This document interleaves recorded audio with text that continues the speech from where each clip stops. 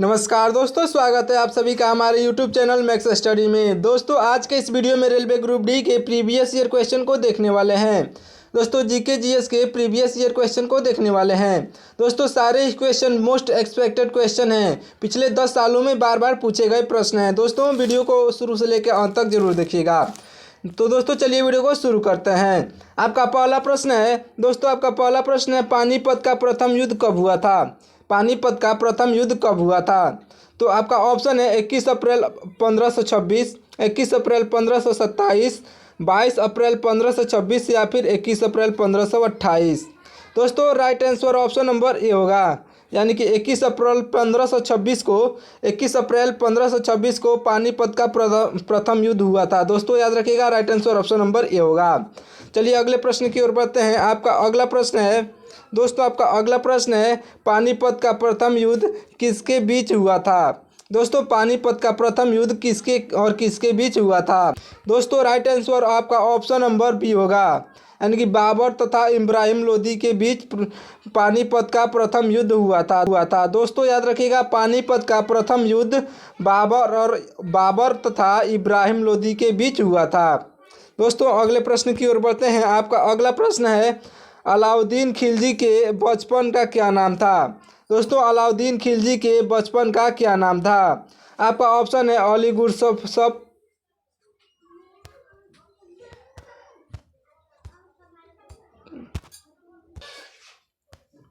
दोस्तों आपका ऑप्शन है अली गुरसफ, गुलशन खान, अली खान या फिर इनमें से कोई नहीं। दोस्तों राइट आंसर आपका option number right answer option number A होगा, यानी कि अली गुरसफ अलाउद्दीन खिलजी के बचपन का नाम था। दोस्तों आपका अगला प्रश्न है, वह कौन सा सुल्तान था जिसने खलीफा के अधिकार को मानने से इनकार कर दिया था? दोस्तों वह कौन सा सुल्तान था जिसने खलीफा के अधिकार को मानने से इनकार कर दिया था? आपका ऑप्शन है इब्राहिम लोदी, मोहम्मद बिन तुगलक, अलाउद्दीन खिलजी या फिर इनमें से कोई नहीं। दोस्तों राइट आंसर आपका ऑप्शन नंबर सी होगा, यानी कि अलाउद्दीन खिलजी जो था ऐसा सुल्तान था जिसने खलीफा के अधिकारों को मानने से इनकार कर दिया था। दोस्तों याद रखिएगा, अलाउद्दीन खिलजी आपका राइट आंसर हो जाएगा। अगला प्रश्न है, दोस्तों अगला प्रश्न है, ढाई दिन का झोपड़ा का निर्माण किसने करवाया था? दोस्तों 2.5 दिन का झोपड़ा का निर्माण किसने करवाया था? तो आपका right answer option number B होगा, यानी कि कुतुबुद्दीन ऐबक ने करवाया था। दोस्तों याद रखिएगा, right answer option number B होगा। दोस्तों आपका अगला प्रश्न है, मुगल प्रशासन व्यवस्था में मनसबदारी प्रणाली किसने शुरू की थी? तो दोस्तों आपका right answer option number D होगा, यानी कि अकबर ने शुरू की थी। दोस्तों मुगल प्रशासन व्यवस्था में मनसबदारी प्रणाली अकबर ने शुरू की थी। याद रखिएगा, right answer option number D होगा। आपका अगला प्रश्न है, उत्तर भारत की प्रथम मुस्लिम महिला शासक कौन थी?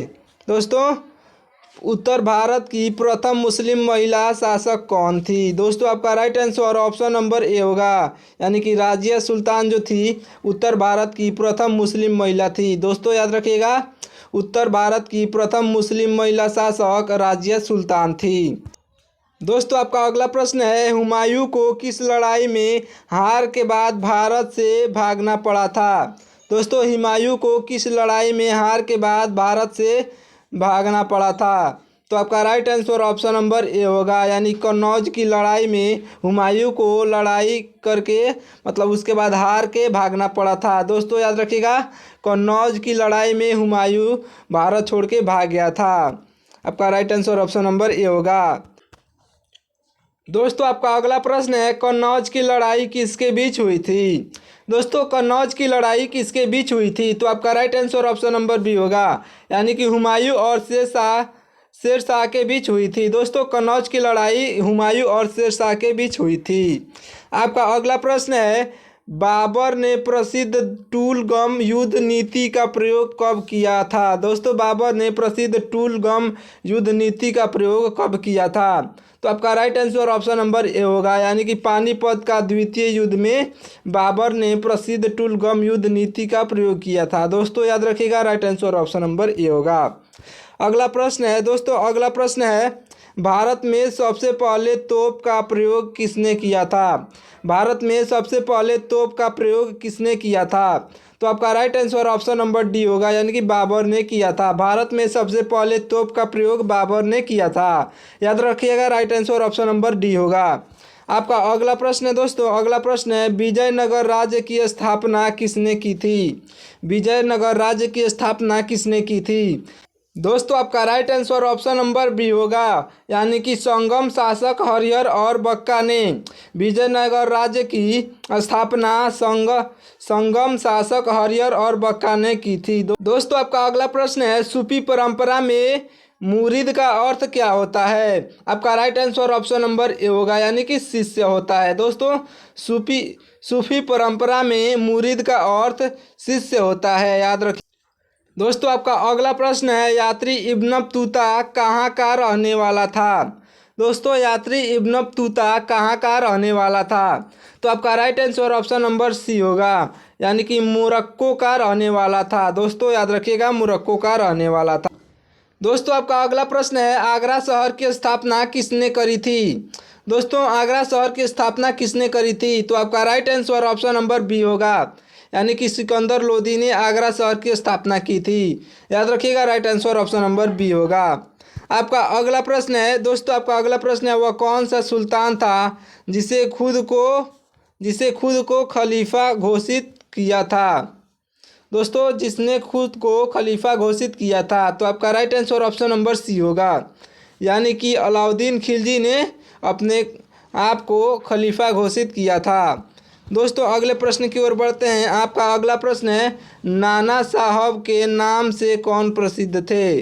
दोस्तों नाना साहब के नाम से कौन प्रसिद्ध थे? तो आपका right answer option number A होगा, यानी कि बालाजी बाजीराव जो हैं नाना साहब के नाम से प्रसिद्ध थे। दोस्तों बालाजी बाजीराव नाना साहब के नाम से प्रसिद्ध थे, याद रखिएगा।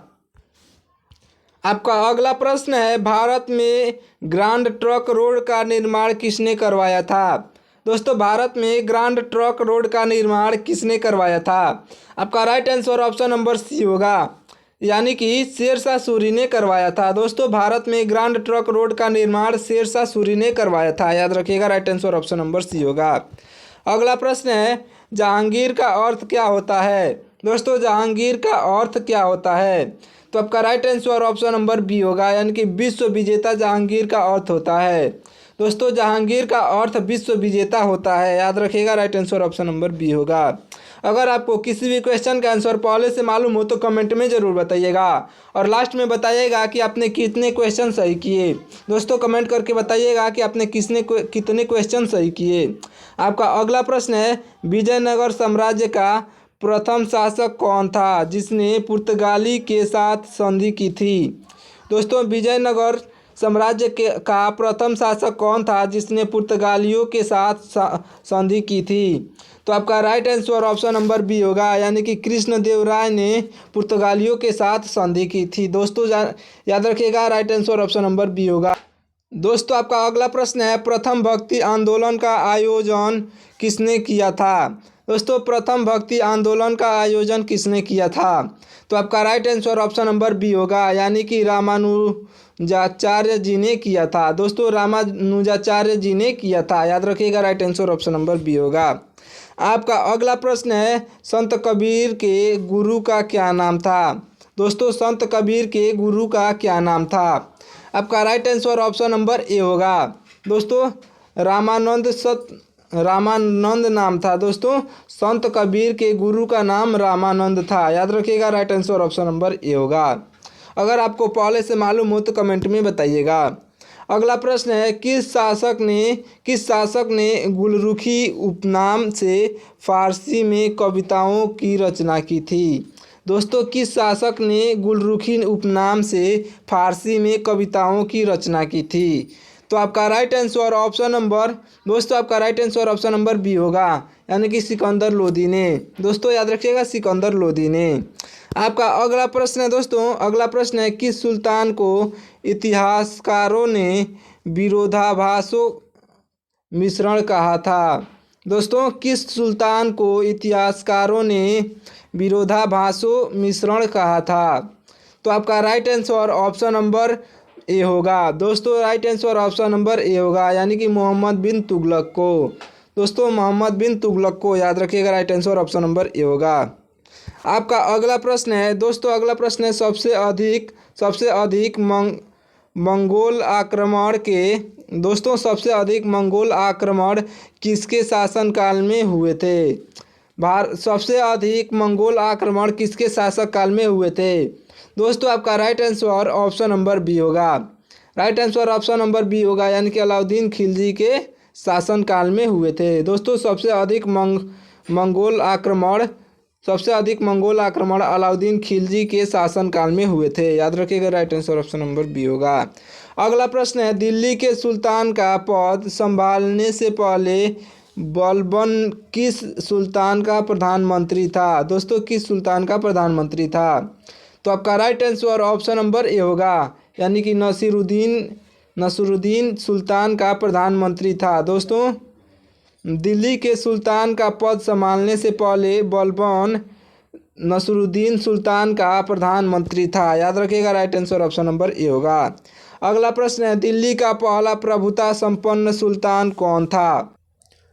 दोस्तों आपका right answer option number C हो जाएगा, यानी कि दिल्ली का पहला प्रभुता संपन्न सुल्तान इल्तुतमिश था। दोस्तों याद रखिएगा, right answer option number C होगा।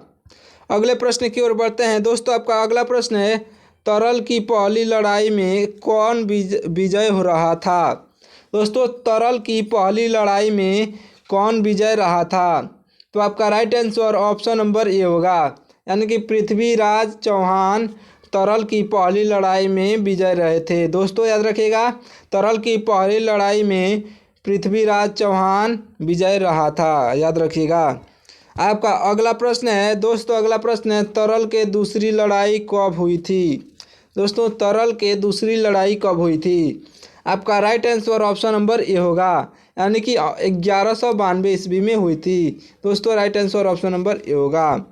अगला प्रश्न है दोस्तों, अगला प्रश्न है सिंध पर विजय प्राप्त करने वाले अरब सेना के सेनापति कौन थे?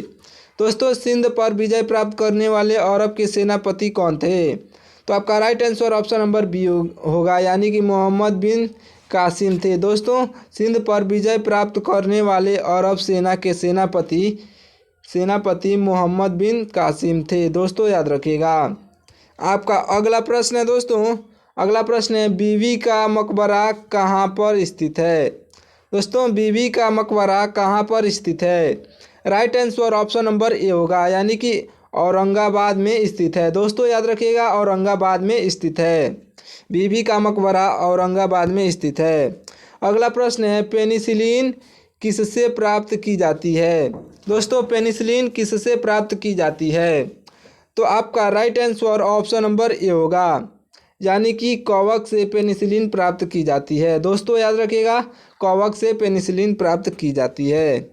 आपका अगला प्रश्न है मानव शरीर में कुल कितनी हड्डियां होती हैं? दोस्तों मानव शरीर में कुल कितनी हड्डियां होती हैं?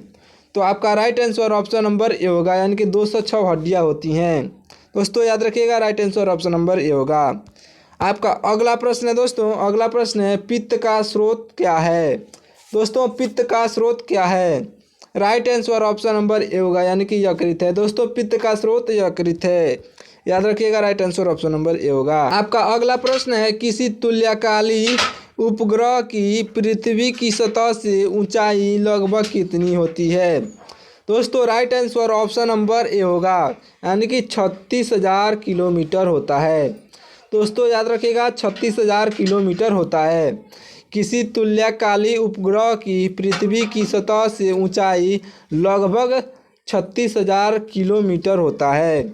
आपका अगला प्रश्न है दोस्तों किसी बिजली की इस्त्री को गर्म करने के लिए किस धातु का प्रयोग किया जाता है?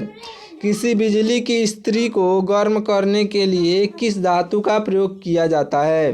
Right answer option number B होगा, यानी कि निक्रोम का प्रयोग किया जाता है। दोस्तों किसी भी बिजली की इस्त्री को गर्म करने के लिए निक्रोम धातु का प्रयोग किया जाता है। दोस्तों आपका अगला प्रश्न है, अगला प्रश्न है, सूर्य के सबसे निकट कौन सा ग्रह है? दोस्तों, सूर्य के सबसे निकट कौन सा ग्रह है?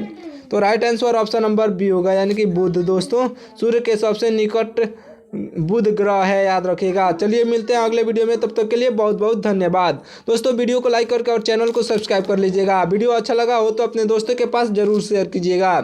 दोस्तों, सारे क्वेश्चन मोस्ट इंपॉर्टेंट है, तो आप अपने नोट्स में नोट कर लीजिएगा और आप कमेंट करके बताइएगा कि आपने 40 क्वेश्चन में से कितने क्वेश्चन सही किए हैं। कमेंट करके ज़रूर बताइएगा। चलिए मिलते हैं